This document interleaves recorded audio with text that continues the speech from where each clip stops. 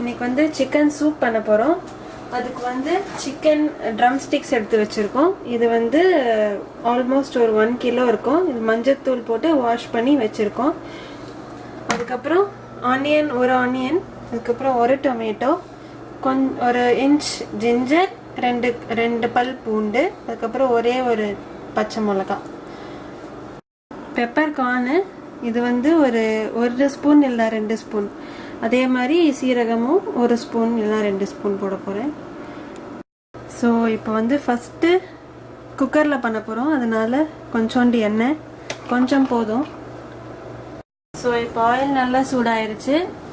அதுக்கப்புறம் இஞ்சி பூண்டு போட்டிருக்கேன். லைட்டாக ரோஸ்ட் பண்ணிட்டு அப்புறம் பச்சை மிளகா,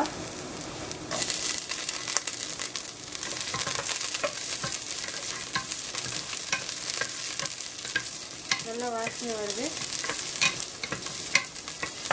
இப்போ வெட்டி வச்சிருக்கிற வெங்காயம்,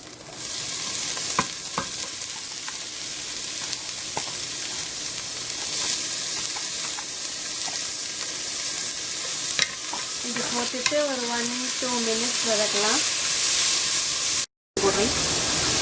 இப்போ வந்து வெங்காயம் ஓரளவுக்கு வதங்கிடுச்சு. இப்போ வந்து 2 ஸ்பூன் முழு மிளகு போடுறேன். முழுசாகவே போடலாம், குக்கரில் தான் வேக வைக்கிறது, நல்லா வெந்துடும். அதுக்கப்புறம் 2 ஸ்பூன் சீரகம்,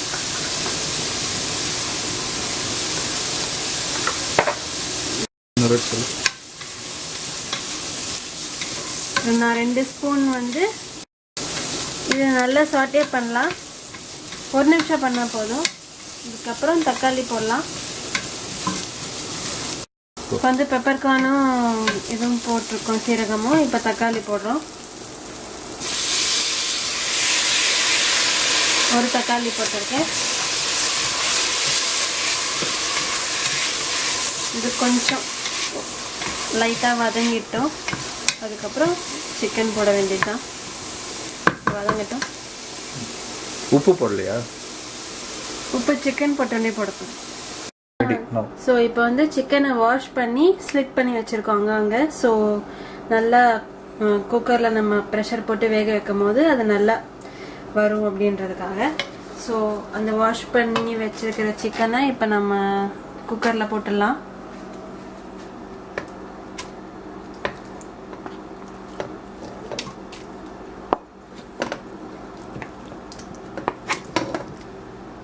இது போட்டு ஒரு 2 மினிட்ஸ் கலரி விடலாம். ரொம்ப வேகணும்னு அவசியம் இல்லை, ஏன்னா நம்ம விசில் வைக்க போகிறோம் ரொம்ப நேரம். ஸோ எத்தனை விசில் வைக்க போறீங்க? 7 விசில். திடீர்னு எங்கேருந்து வந்தீங்க நீங்கள்? நாங்கள் இங்கே தான் இருக்கோம். சோறு சமைக்கும் போது நாங்கள் வேறு எங்கேயும் போக மாட்டோம்.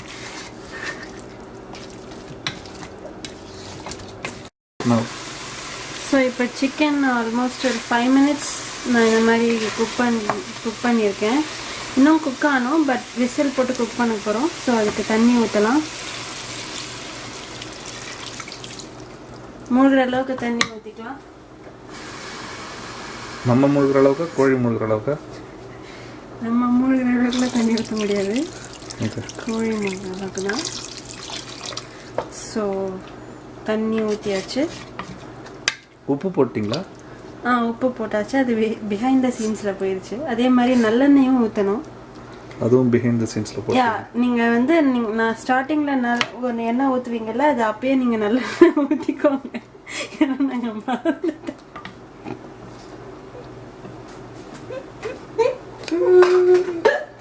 இப்போ விசில் முடிஞ்சிருச்சு. ஒரு 7 விசில் விட்டுருக்கோம்.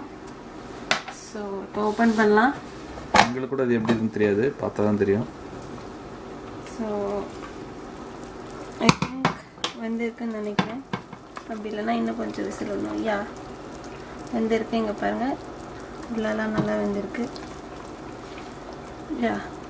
பர்ஃபெக்ட்.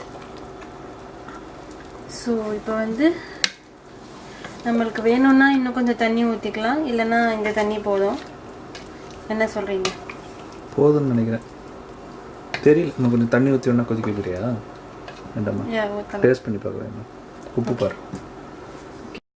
ஸோ நாங்கள் இப்போ உப்பு பார்த்துட்டோம், உப்பு கரெக்டாக இருக்குது. இப்போ வந்து கடைசியாக கொத்தமல்லி கிள்ளி போட போகிறோம்.